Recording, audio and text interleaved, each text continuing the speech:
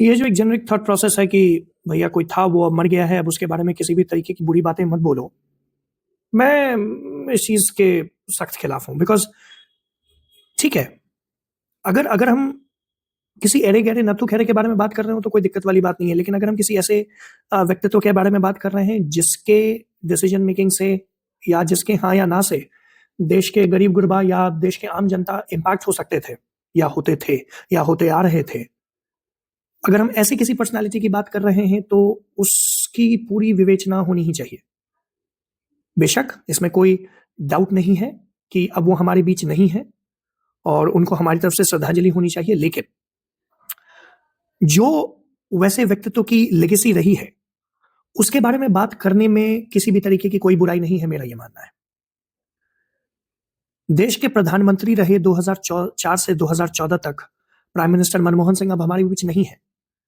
लेकिन ये बात जो एक सोशल मीडिया पे मुझे देखने को मिल रहा है कि कुछ लोग जो है एकदम गाली-गलौच पर ही उतर जा रहे हैं और कुछ लोग जो है उन्हें एकदम भगवान तक की ही उपाधि दे दे रहे हैं कि नहीं भैया मतलब ये थे, इन्होंने ही लिबरलाइजेशन लेके आई है देश में एंड ऑल दैट शिट। जब आप इतिहास के पन्नों को जाकर खोदते हैं, तो आपको पता चलता है कि यही कांग्रेस गवर्नमेंट इंदिरा गांधी के समय से ऐसे-ऐसे इकोनॉमिक डिसीजंस लेते आई है जिसके कारण जो है देश बर्बादी की तरफ बढ़ रहा था। अगर कुछ के नाम मैं गिनवाने की भी कोशिश करूं तो उसमें एक सबसे बड़ा और सबसे लार्जेस्ट इम्पैक्ट जो क्रिएट हुआ था 70s में 60s में वो था बैंक नेशनलाइजेशन, जिसके कारण पूरे के पूरे बैंकिंग सेक्टर में प्रोडक्टिविटी और कंपटीशन खत्म हो गया, जिसका एक मजाक आज के समय तक एसबीआई के ऊपर उड़ता है कि जब भी आप काम के लिए वहां जाते हो तो आपको कहा जाता है कि लंच के बाद आना। इसी तरीके से एक्सेसिव कंट्रोल और जो गुंडाराज लाइसेंस के थ्रू क्रिएट किया गया इस देश में, उसके कारण कई ऐसे व्यवसायी थे जो कभी बड़े बन ही नहीं पाए। फिर यही नहीं, हमारा जो है कोल माइंस का जो नेशनलाइजेशन हुआ, ठीक है देश की धरोहर है, देश का फायदा होना चाहिए, लेकिन उसके कारण पूरा का पूरा कंपटीशन खत्म हो गया। जो देश बहुत ही स्पीड से आगे बढ़ सकता था उसमें ब्रेक्स लग गए और फिर तो इमरजेंसी में जो हुआ सो रही सही, जो भी थोड़ी बहुत कसर थी उन्होंने जो है इमरजेंसी लगा के पूरी कर दी। अब इस सारे पहलुओं को ध्यान में रखते हुए आपको यह समझना पड़ेगा कि 60 से 70 के दशक में ये जो डिसीजंस मेकिंग हुए, उनसे अल्टीमेट देश के ग्रोथ पर इंपैक्ट पड़ना शुरू हुआ और अल्टीमेटली देश को जो है प्रॉब्लम होनी शुरू हो गई। और उसी का एक सबसे बड़ा कारण था कि हमारे देश में प्रॉब्लम्स इस हद तक चली गई कि हमें आईएमएफ के दरवाजे खटखटाने पड़े। ठीक उसी तरीके से जिस तरीके से आज पाकिस्तान कटोरा लेके दर-दर भागता है, हर देश जाता है आईएमएफ के साथ और पैसे मांगने की कोशिश करता है। हमारा भी हाल कुछ इसी तरीके का था। ये जो मनमोहन सिंह जी के नाम पर जो ये कहा जाता है कि भाई साहब मतलब उनके कारण ही जो है लिबरलाइजेशन आ पाया, नहीं तो पता नहीं इस देश का क्या हाल था। इतिहास के पन्नों में जाके आप देखिए, आपको एक अंदाजा लगेगा कि वो लिबरलाइजेशन जो है आईएमएफ द्वारा शर्त रख के हमसे करवाया गया था। Manmohan Singh as a finance minister के पास कोई किसी भी तरीके का कोई भी उपाय नहीं था। अगर आप ये कार्टून देखें तो ये भली भांति इसी चीज को दर्शाता है कि किस तरीके से आईएमएफ ने back in those times arm twisting की और जिस चीज को हम ये लिबरलाइजेशन एंड सारी चीजों का नाम दे रहे हैं, वो चीज किस तरीके से हुई। उसका टिकरा, उसका जो मेन कर्ता धर्ता था वो मनमोहन सिंह जी ही थे, लेकिन that was a pure result of IMF arm twisting. आपको और हमें ये समझना पड़ेगा। मैं ये नहीं कहता हूं कि आप जो है मर्यादा छोड़ के जो है किसी को गाली गलौज देना शुरू कर दें, नहीं नहीं नहीं, लेकिन विवेचना होनी बहुत ज्यादा जरूरी है।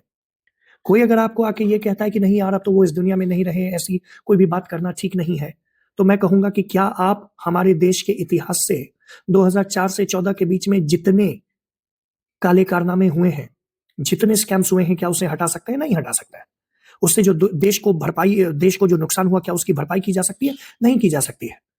जिस स्पीड से देश उस समय बढ़ सकता था, उस पे जो इस तरीके के इफ्स एंड बट्स और कॉमास और सेमी कॉलन लगाए गए, ये सारी चीजें करके क्या इसकी भरपाई की जा सकती है? कभी नहीं की जा सकती है।